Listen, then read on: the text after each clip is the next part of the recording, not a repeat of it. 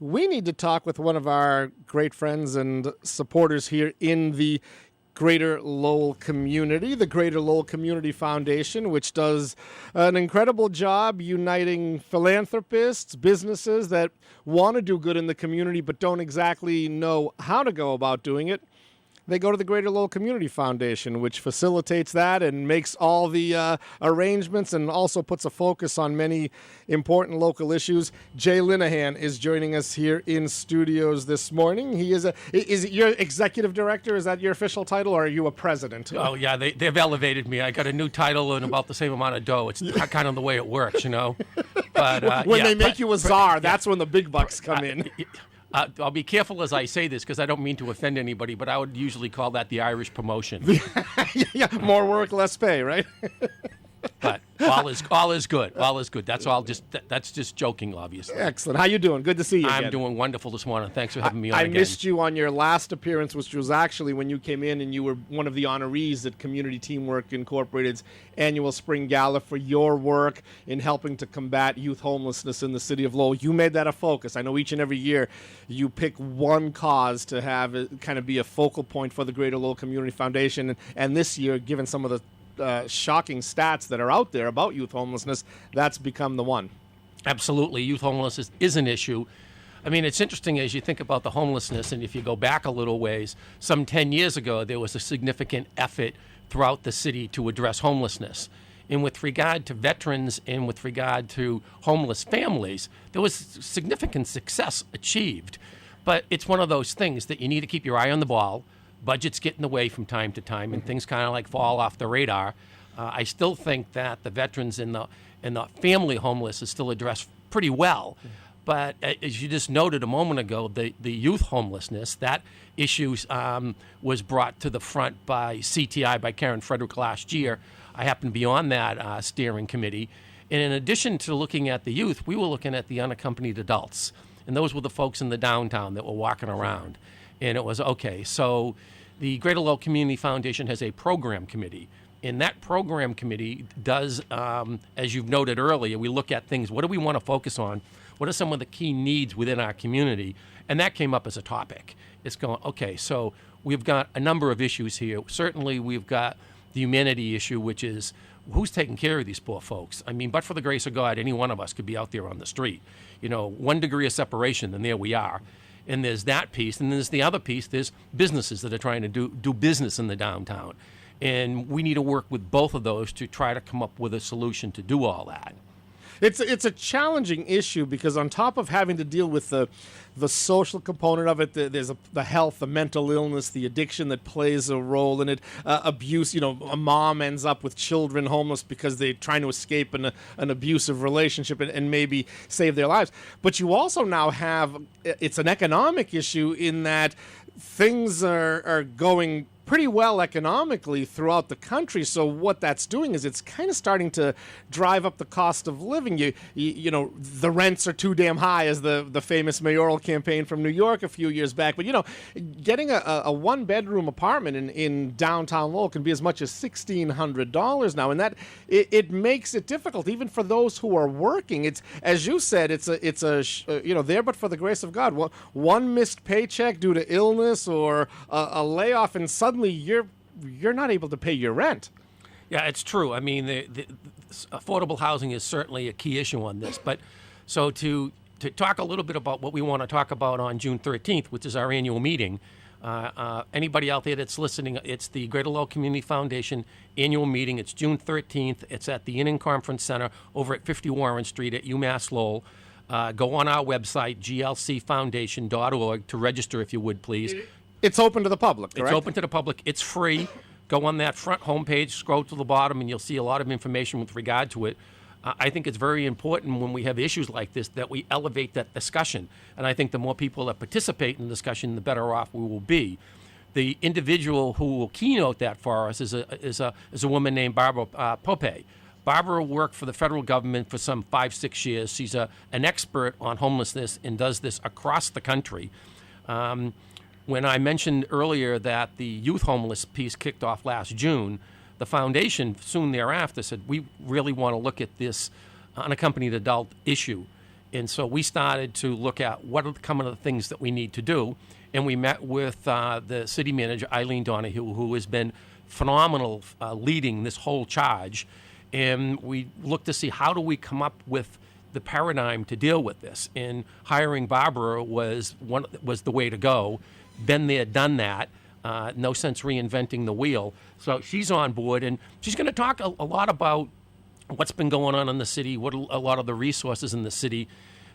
There is a steering committee that the city manager put together back in March, and there's a leadership committee that is comprised of obviously the city manager, again, who's doing a phenomenal job with her staff, CTI SMOC, which is the South Middlesex Opportunity Council, which runs the shelter that's downtown.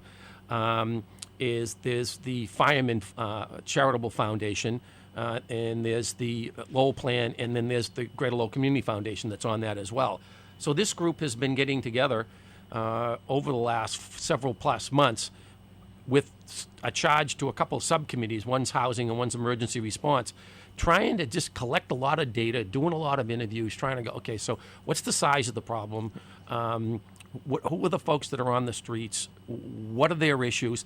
And you're right, they range from somebody missing a paycheck and all of a sudden getting evicted to being on the street, to folks that have been on the street for a long time with some significant mental health issues. And how do we, work on that huge stretch, that huge scope?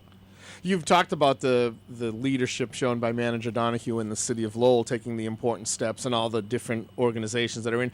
What's being done at a statewide level? Because this, for communities like Lowell, which because of the services that gateway cities offer, that's where a lot of these folks tend to gravitate. The belief is, look at all these homeless in Lowell, but they're becoming homeless in many other communities, and they have to come to Lowell because this is where a lot of the services are. It strikes me that unless there's a similar focus placed on Beacon Hill and probably Capitol Hill in Washington, D.C., this is not going to be an easy problem to solve for a community like Lowell. Well, certainly homelessness is not unique to Lowell. It's an issue across this entire country, and I think it's elevated not only to the state level, the local level, the state level, but it's at the federal level as well. I think there's a lot of discussion on that. There was an article just this morning in The Sun with respect to just housing, multifamily housing. Now, most of the housing we're talking about with the population, with the unaccompanied adult, are single-room occupancies. But what they were talking about this morning in the paper was the multifamilies and the zoning and how that is relegated to a lot of the municipalities and how that's being implemented. And we've got a ways to go on that. There's no question about it. But it is a topic that's been being discussed, again, across the spectrum of government. How about the business community and even the residents? Are you finding an engagement there from folks and them placing a focus there? Obviously, with the business community through some of the funds that you're establishing, right? Right. I mean, specifically with regard to this issue, I think yes, the businesses recognize it as being an issue, and they recognize it as being not only, as I noted earlier, an economic issue, but it's a humanitarian issue.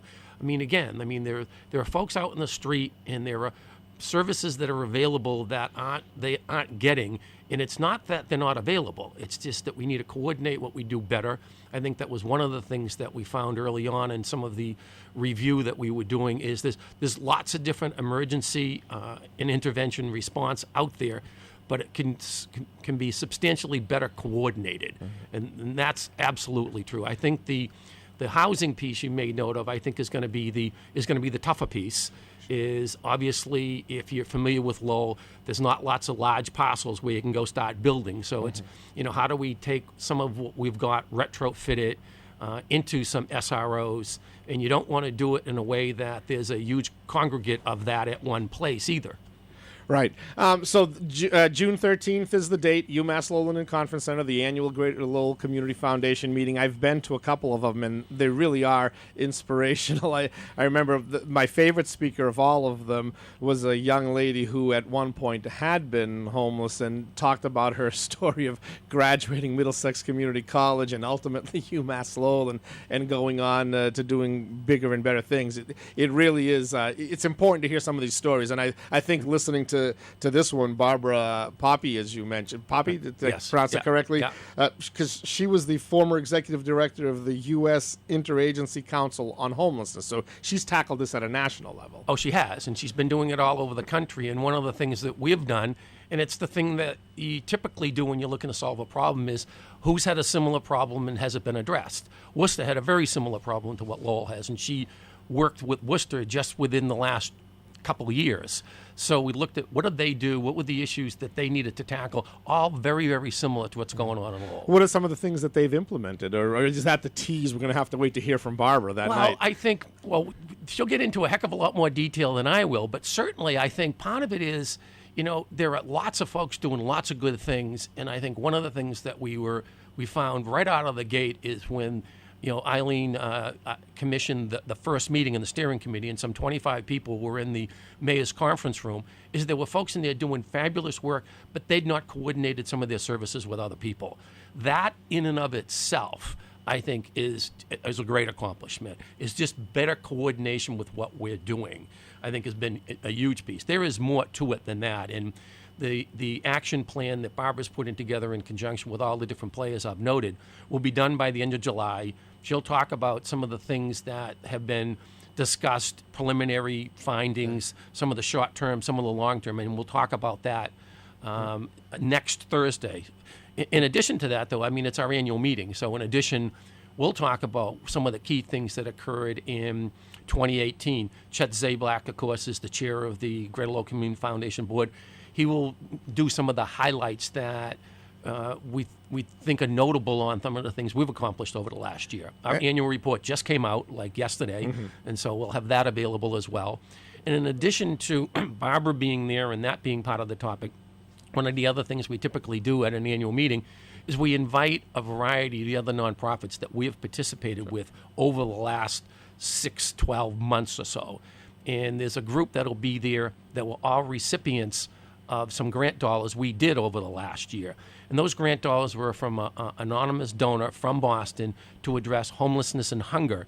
And we awarded some 10 different grants equaling almost $100,000 that had huge impact on some of these smaller nonprofits doing things like buying freezers and getting a truck so that they could do something with food for Mill City Grows, for example. And they'll be there talking a little bit about what their role is in this as well. So it's in addition to the formal piece, that reception that'll run from 5 to 6. People have a great opportunity to go and learn about some of these nonprofits and the work that they do.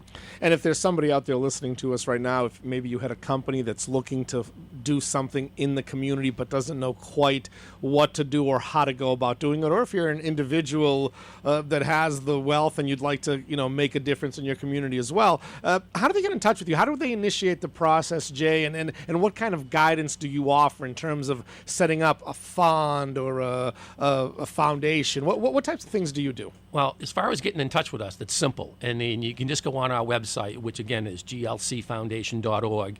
There's an info piece, and you can just, contact. And it's interesting you asked that question because we've been seeing more and more of that. Just folks going, by the way, I'm not exactly sure who I want to talk to. Of course, it comes into us. We get it throughout the entire office, and folks will go, okay, so what's this topic? Who should respond? And we've been getting back to people on that. So the website certainly is one, but call the main number, 978-970-1600. Ask for me, Jay Linnehan, or if I'm not there, just say, look, I'm trying to do whatever. Our job is to help people help the community.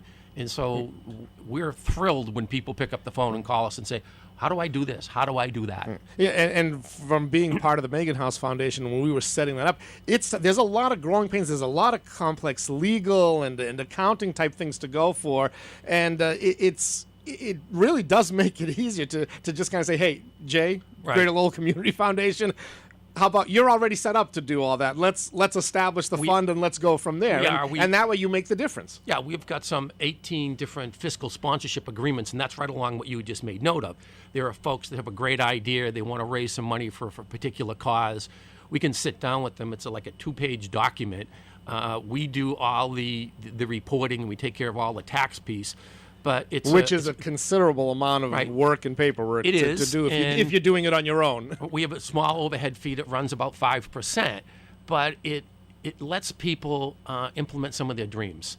They've got fabulous ideas of things to do in the community. We got free soil that we recently did, and some folks listening to me know what I'm talking about when I say that. Hidden Battles is another one, helping veterans and first responders with PTSD. They came with us and set this up a few years ago. Without that capacity, they'd have to go set up their own 501c3, as you've noted. It's not an easy task. It's complicated. It costs some money. It requires filing every single year. We do this. You have to hire people to do it, which takes money out of it. We do this seamlessly. Yeah. So that's what we're here for. All right. Before I let you go, talk a little bit about your new efforts in conjunction with the Greater Lowell Bar Association. Oh, well, the Greater Lowell Bar Association just recently opened an agency fund with us. We have got about 48 different agency funds, and those are nonprofits within the community that have found that investing at the Greater Lowell Community Foundation is the way to go. In the Greater Lowell Bar Association, and they had their event last evening, their annual event, they announced that. And we're pleased that they've entrusted the Greater Lowell Community Foundation with some of their dollars to grow so that they can apply those dollars to equity and justice throughout the community, which is what the mission of the Greater Lowell Bar community Greater Lowell Bar Association is. So we're really, really thrilled to do that. Collectively, from agency funds, we manage about $4 million for different agencies throughout the area. And we do pretty good. One of the key things that a community foundation does do is invest. We've got some $38 million we invest. We've got an investment committee that it has acumen as well as any investment committee I've ever seen. And we've got 5 different managers we work with. Some might say, gee, that's too many. I think it adds a perspective and a diversity that helps the returns as we go through the bumpy times as we did like last December and, of course, just this past week.